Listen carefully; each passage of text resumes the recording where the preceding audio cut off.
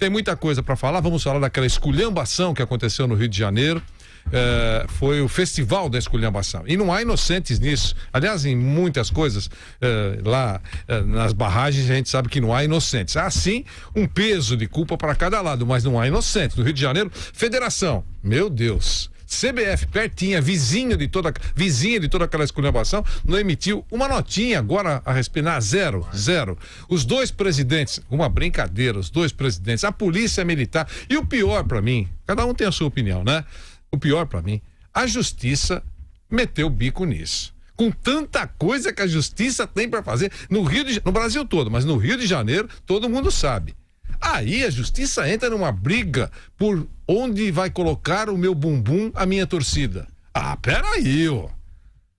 Por favor. Eu vou ficar no lado direito ou no lado esquerdo? E a justiça entra lá, dá uma liminar, suspende tudo, arranjou ainda mais confusão. Peraí. Tanta coisa importante para ela fazer. Tanta coisa importante, e ela entra nesse balaio de incompetência dos dirigentes. Mauro, posso começar com você sobre, na sequência, o Wilson já chamou um vídeo, sobre a esculhambação no Rio de Janeiro.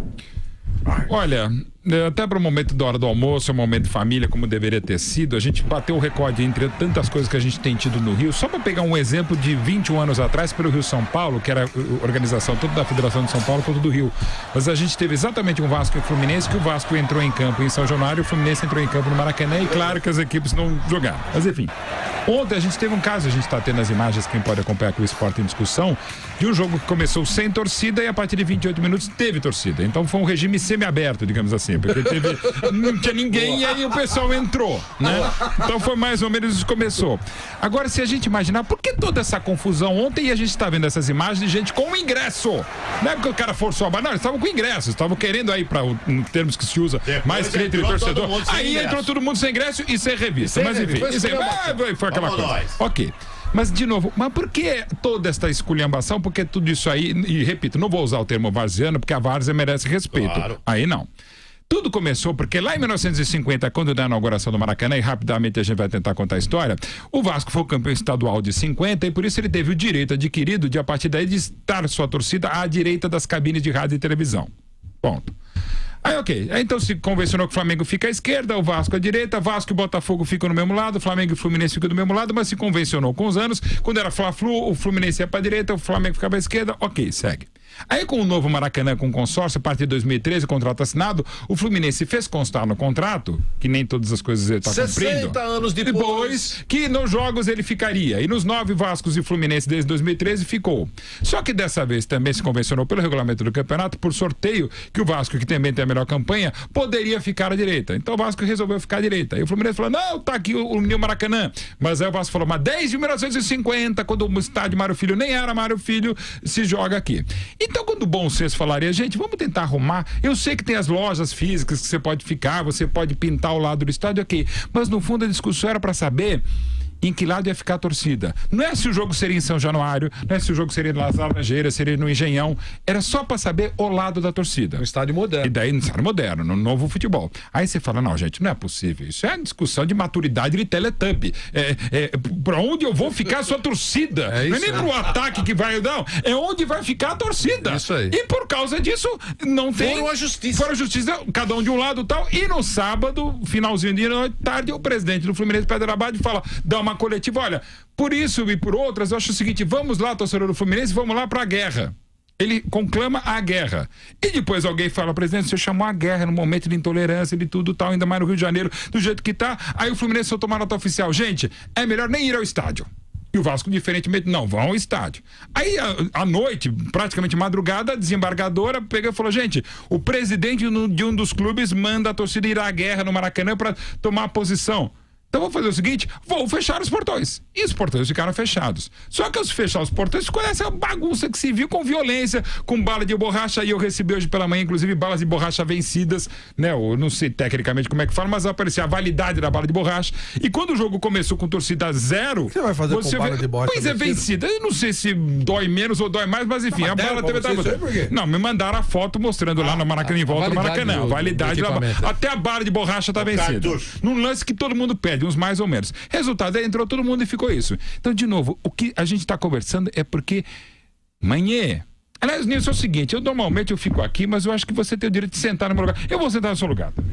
Pode sentar. Pode sentar. Não, você Senta lá. Não, eu vou entrar na justiça. Não, então. Eu vou entrar na justiça. Por quê? Eu vou ficar por causa de... Sei lá, de repente foi o Feng Shui que mandou sair. Só acrescentando o que o Mauro está dizendo. O mais grave, na minha opinião, o mais grave é a justiça. Baixou o Zé Manuel. Baixaram o Zé Manuel por definição. O mais grave é a justiça acolher essa barbaridade. Não, isso é o mais grave. O mais grave de tudo é a justiça. Qualquer juiz deveria falar assim, pelo amor de Deus. Dá o endereço da federação. Pelo amor de Deus. Dá o endereço eu da federação. tenho tanto pepino nesse país, um estado que tá cheio de pepino, não é o Rio, o Brasil, cheio de pepino. Como é que vocês vão me trazer aqui para que eu decida que lado vai ficar uma torcida dentro de um estádio de futebol? Então, o mais grave de tudo foi o cara que acolheu. Ele podia de pronto. É uma senhora. Sim, mas de pronto a senhora que acolheu, de pronto ela deveria falar, não vou acolher isso. Não é minha competência. Não é minha competência, isso aqui não tá acolhido. Isso aqui não é problema da justiça, isso é problema de vocês que organizam futebol, federação, sei lá. Olha, eu fiquei estarrecido quando eu vi falar, mas peraí, eu pensei primeiro que foi justiça desportiva. Falei, isso aqui deve ter sido... Não, foi justiça comum. Foi uma liminar em justiça comum. Ah, gente, peraí, onde é que nós vamos parar? Onde que nós vamos parar? O futebol brasileiro não merece ser esculhambado dessa forma, porque até hoje, claro que o menino hoje, craque de bola, com 15, 16 anos, já tá indo pra Europa e vai embora. Mas o futebol brasileiro tem uma história, e uma história vitoriosa, uma história de títulos, de conquista, e a esculhambação que foi feita, eu acho que essa está entre as top 3 das melhores esculhambações da história do futebol do Brasil. Flávio Prado.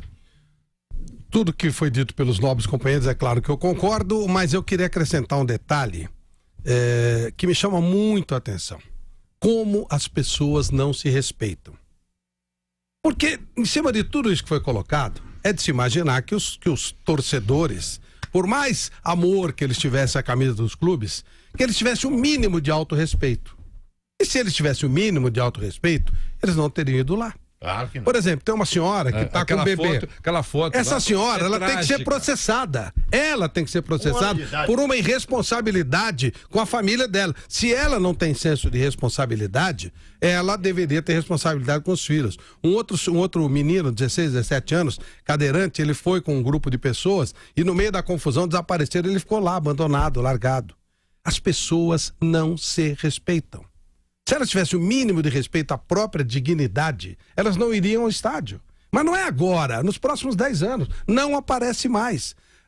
Por que é que o torcedor no Brasil é tratado com casca e tudo? Porque ele não se faz respeitar como consumidor.